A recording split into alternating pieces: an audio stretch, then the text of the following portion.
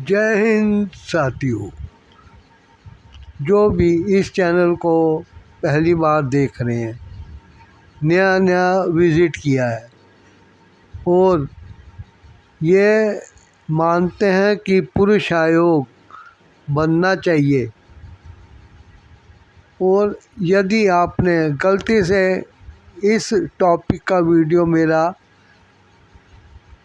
देखना शुरू किया है तो आप ये सोचिए कि आप बहुत नेक दिल से इस वीडियो को देखिए, क्योंकि हमारे देश के एक तरफा कानून न्याय कैसे कर पाते हैं, इसकी जानकारी आपको भी होना ज़रूरी है। हम लोग अपने अपने काम में, अपने फील्ड में व्यस्त रहते हैं, लेकिन कुछ लोग तंगी झेल रहे होते हैं, घर में प्रताड़ना झेल रहे होते हैं। आपको लगता होगा कि ऑफिस में, बाज़ार में, समाज में लोग एक दूसरे को नीचा दिखाते हैं, झूठे आरोप लगाते हैं, उनको फंसाना चाहते हैं, लेकिन अब आप ये जान जाएंगे कि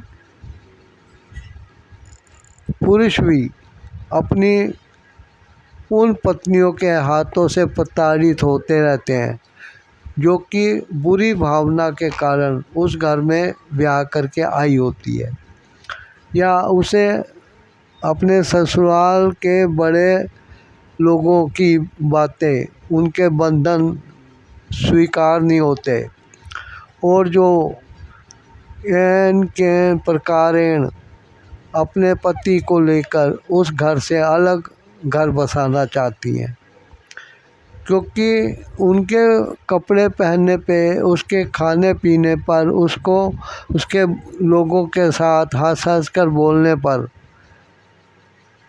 बड़े लोगों को आपत्ति होती है। क्योंकि समाज में आप ही देख ही रहे हैं कि जो सेक्स भावना से ग्रसित लोग हैं वे कितने दुष्कर्म कर देते हैं, और फिर उस लड़की को कैसे यातना देकर, हड्डियां तोड़कर मार देते हैं। वो तड़प तड़प के मरती है, जैसे कि कोई किसी जानवर को ज़िबा करता है या हलाल करता है। भाई तुमने उसको मारना है तो एक झटके में मार दो, लेकिन तुम एक एक बूंद खून की उसकी रिश्ती हुई देखकर खुश होते हो। ऐसे लोगों से मैं क्या कहूँ। ऐसी भी पत्नियां भी हैं जो कि घर की सुख सुविधाओं के होते हुए थोड़ी सी बात पे रूठ कर, कि उनको घर के काम करने पड़ते हैं, अलग होना चाहती है। उनको बुरा लगता है कि उनके पति अपनी कमाई का पैसा अपने माँ बाप के हाथ में रखते हैं। उसको ये नहीं पता लगता कि जो उसका पति कमा रहा है और उसको नए नए कपड़े और गहने लेके और सुविधाएं लेके दे रहा है, टीवी देखने को मिल रहा है, मोबाइल अच्छे अच्छे मिले हुए हैं, रिचार्ज होते रहते हैं। वो लड़का क्या पैदाइशी ऐसा है, उसको इस लायक बनाने में उसके माँ बाप का बहुत बड़ा त्याग होता है। जब उन्होंने अपनी जवानी के दिन उसके ऊपर निछावर कर रखे हैं, तो क्या इस उम्र के आते आते उनका हक नहीं बनता कि वो अपने बच्चे की कमाई के ऊपर थोड़ा सा सुख भोग ले। उन्होंने उसकी अच्छी पढ़ाई के पीछे अपने खेत खलिहान, घर तक बेच दिए होते हैं। हमने ऐसे लोग भी देखे हैं जिन्होंने अपनी साइकिल को बेचकर अपने बच्चे के लिए कोई चीज़ ला के दी। एक निवेदन मेरा आप सबसे ये भी है कि यदि आपने इस चैनल को अभी तक सब्सक्राइब नहीं किया तो ज़रूर सब्सक्राइब कर लीजिए, वीडियो को लाइक शेयर कमेंट करिए, क्योंकि पुरुष आयोग की डिमांड जिनके लिए की जा रही है, ऐसे बहुत से लोग आपके संपर्क में भी होंगे।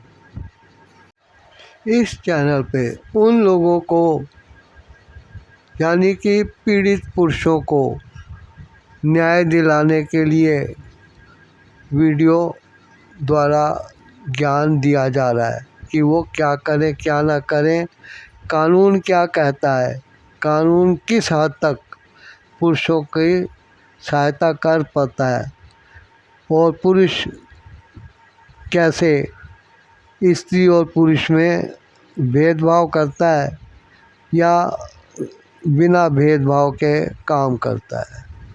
ये पुरुष जो कि अपनी पत्नियों के द्वारा प्रताड़ित हैं, जो कि अपने ससुराल वालों के नाक में दम किए रहती है, उनके माँ बाप, भाई बहन और परिवार के दूसरे लोगों को आए दिन धमकियाँ देती है, उनकी इंसल्ट करती है, उनको उनके उम्र का लिहाज ना करके ऑर्डर देती है कि ये कर दो, बाज़ार से ले आओ, बच्चे को स्कूल छोड़ाओ, बच्चों को ले आओ।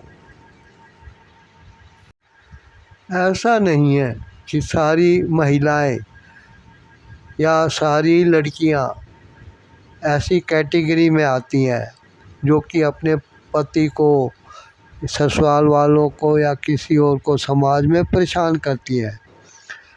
बहुत नेक दिल लड़कियां भी हैं, नेक दिल और बहुत भली हैं, जो कि अपने सेवा भाव से सबके सुख दुख में साथी रहती हैं।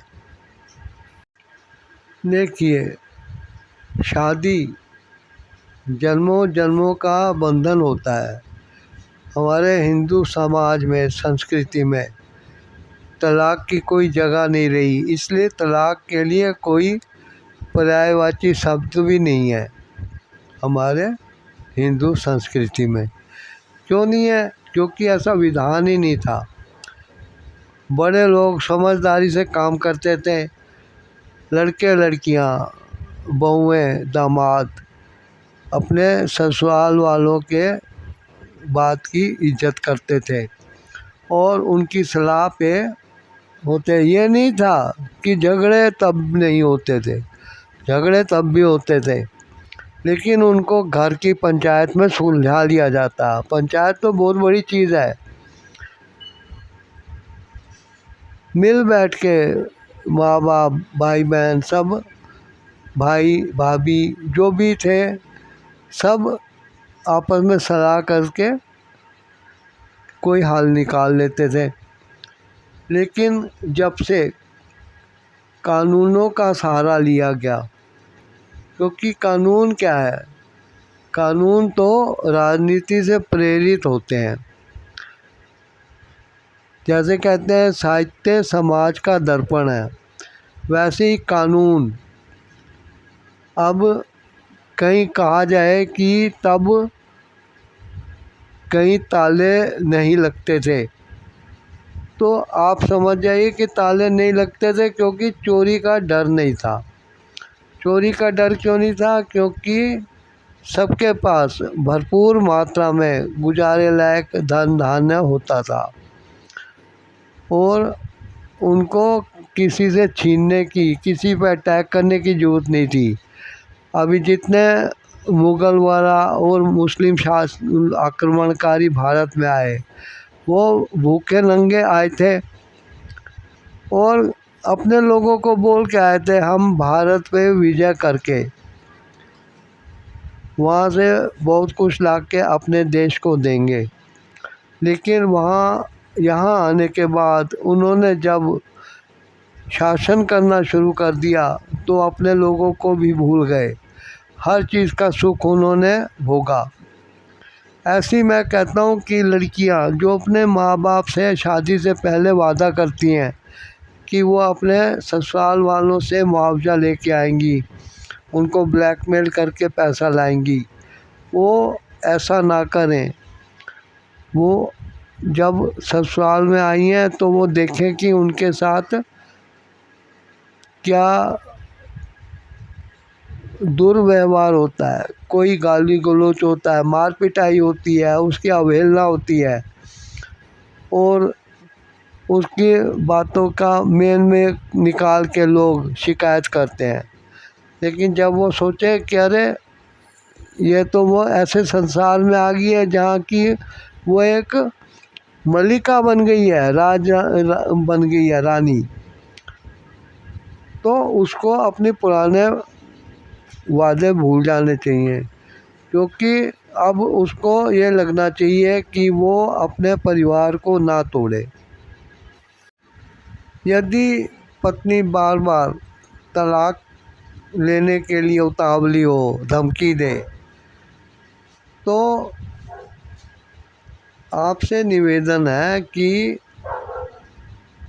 ये प्रताड़ित पति इस मामले को लंबा खींचें, क्योंकि जैसे जैसे टाइम बीतेगा, टाइम जो होता है वो एक मेडिसिन की तरह होता है, पेन किलर की तरह होता है कि धीरे धीरे जख्म भर जाते हैं और फिर वो जिस कारण से तलाक ले रही होगी, हो सकता है कि अपने बॉयफ्रेंड से ही शादी करना चाहती हो, तो तलाक लेने के बाद नियम अनुसार वो दोबारा अपने बॉयफ्रेंड से शादी कर ले, या हो सकता है उसके बॉयफ्रेंड ने उसको भड़काया हो और जब ये तलाक लेने के बाद अपना काफ़ी सारा पैसा लेके जाए तो वो पैसा हड़प ले और इसकी हत्या कर दे या इसको धुतकार दे। कई स्थितियाँ होती हैं, लेकिन टाइम एक दवाई का भी काम करती है। जब आप तलाक ना दे के समय पास करेंगे, समय तो आप पास नहीं कर सकते, टाइम तो इंसान को खुद पास करता है, उसको कौन पास कर सकता है, किसी की औकात नहीं।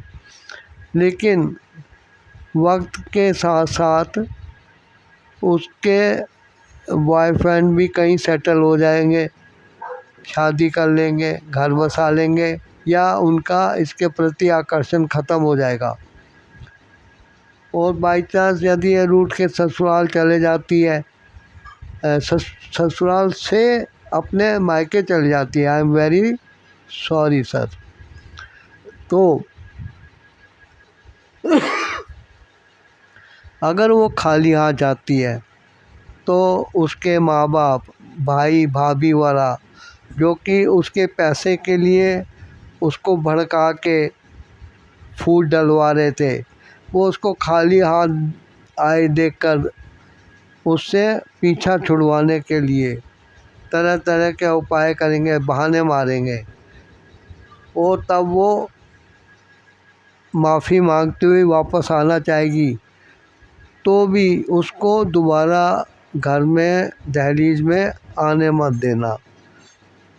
दहलीज पार करके गई है तो आ नहीं सकती है, घर के किसी काम से गई हो तो आ सकती है, लेकिन जब वो घर छोड़ के चली जाए तो परमानेंट ही छुड़वा दो, उसको मत आने दो। कानूनी काम करेगी, वो शिकायत करेगी, एफआईआर करेगी, तो अपने पास ऐसे एविडेंस प्रूफ रखिए, विटनेस रखिए जो कि ये बता सके कि आपका उसके प्रति क्या व्यवहार था। उम्मीद करता हूँ मेरी ये बातें जो हैं कहीं ना कहीं काम ज़रूर आएंगी। मिलते हैं अगले टॉपिक में। थैंक्स।